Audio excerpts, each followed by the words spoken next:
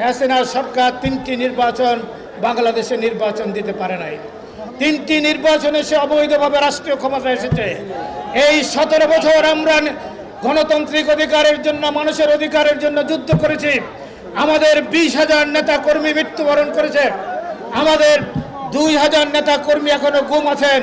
ইলিয়াস আলী, চৌধুরী আলম সহ অসংখ্য, সুমন সহ অসংখ্য নেতা এখনো গুম আছেন।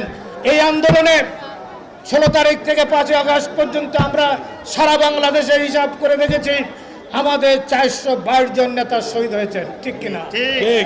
আমাদের 1000-এর নেতা কর্মী এখন হাসপাতালে আছেন। 17 বছর আমরা এই রাস্তা তৈরি করেছি। আমরা মিলে 2 বছর মিলে 31 দফা তৈরি করেছি। এই 31 দফা রাষ্ট্র সংস্কার, রাষ্ট্র মেরামত, এর বাইরে বাংলাদেশে কোনো ফর্মুলা নেই।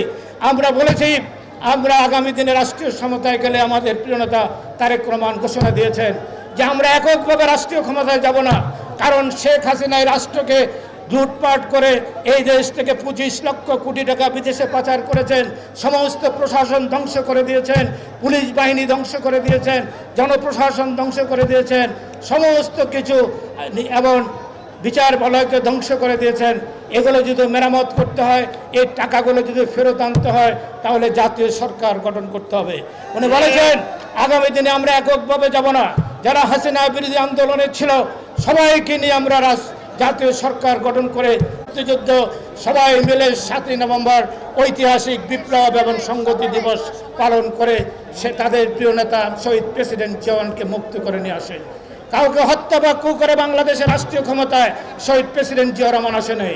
যেমনিভাবে জাতির ঐতিহাসিক প্রয়োজনে 71 সালে স্বাধীনতার ঘোষণা দিয়েছেন, তেমনিভাবে 7ই নভেম্বর সারা জাতি ঐক্যবদ্ধ হয়ে তাদের স্বাধীনতার সার্বভৌমত্ব রক্ষার জন্য শহীদ প্রেসিডেন্ট জিয়া রহমানকে বাংলাদেশের রাষ্ট্রীয় ক্ষমতার পাদপটে নিয়ে আসেন। না হলে বাংলাদেশ স্বাধীন থাকতো না। তাই আমি আমার বক্তব্য দীর্ঘায়িত না করে পরিশেষে বলতে চাই, আজকে যারা এই সংগ্রাম আন্দোলন নিয়ে ছিনিমিনি খেলতে চান, আমরা যুদ্ধ করেছি, সংগ্রাম করেছি, জীবন দিয়েছি গণতন্ত্রের জন্য। এই সরকারকে আমরা আহ্বান জানাবো অতি শীঘ্রই নির্বাচনের রোডম্যাপ তৈরি করে গণতান্ত্রিক সরকারের কাছে ক্ষমতা হস্তান্তর করার ব্যবস্থা করেন। দেশকে বিশৃঙ্খলার দিকে নেবেন না। দেশকে হাসিনার পদদলিত, হাসিনার চাটুকারদের কাছে সরকার দেশকে তুলে দেবেন না। অন্য ভারতীয় সম্প্রসারণবাদীদের কাছেও এই দেশকে তুলে দেবেন না। অতএব আপনাদের দায়িত্ব, আপনার অন্তর্বর্তীকালীন সরকারের আপনার নির্বাচনের রোডম্যাপ দেন।